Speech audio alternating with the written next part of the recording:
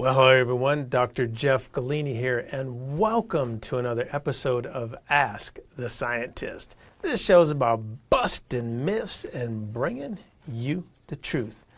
I get all kind of questions from all different genre of things through all types of platforms, and I love answering your questions.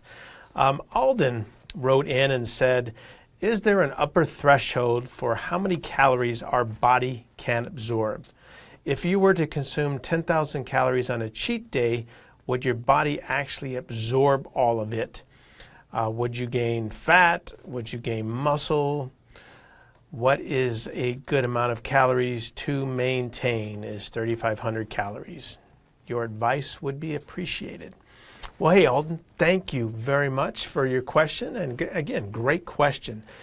You know, calories, muscle gain, fat gain, it really is dependent on a lot of things. So before I kind of address your 10,000 calorie amount, the amount of calories that, you would take would obviously depend upon your body weight, your exercise program, your training program, and the type of calories that you eat. Good calories in equals, better muscle gain. So, can somebody eat 10,000 calories and absorb it? Well, when I was training, again, this is many years ago, I was about 260 pounds or so getting ready for a show. And I would always increase my calories about 2 months prior. This was kind of my pre-contest prep, so to say. And I would go to 10,000 calories. The reason is I wanted to get my metabolism up. This was my last couple months of putting on some more muscle, but I ate clean calories. Oh my gosh, it was about 8 or 9 meals a day. I would get up in the middle of the night, trying to get 10,000 calories from chicken, fish, rice, potato, sourdough bread, fruit. It's a lot of eating. I was so ready to start my diet. And because of that, I was actually able to diet at around 3,500 to 4,000 calories. So again, I ate a lot of food on a diet, contest diet. I was never hungry, but it was, again, what worked for me. Now, I always recommend people who are training or people who are just active in the gym that it's always good to eat a healthy diet 6 days a week, and then one day you have a cheat day.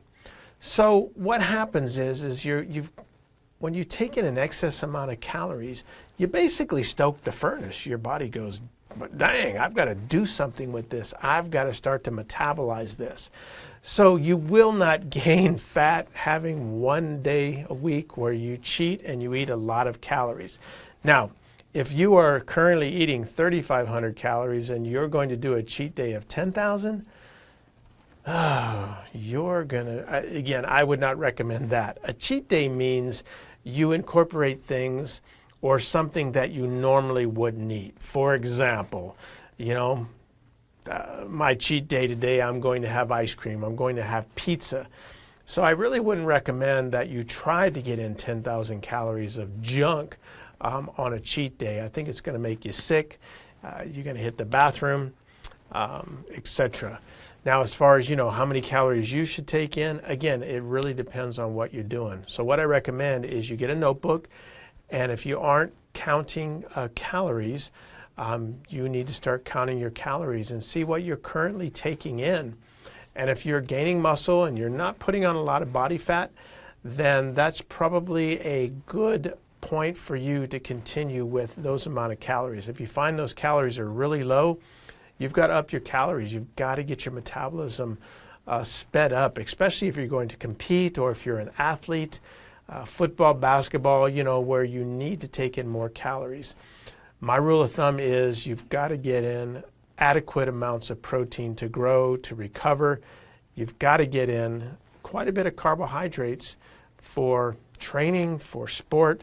I always recommend keeping the fats low and minimizing the sugars and such. Now, I mean sugar, white sugar and processed carbohydrates, donuts and such. Those are things you do on your cheat day. Again, try to eat a good diet. I'm going to send you a book, copy of one of my books, Dr. Jeff's Building a Lean, Mean Muscle Machine book. It'll give you some meal plans and some ideas of things that I did in the past.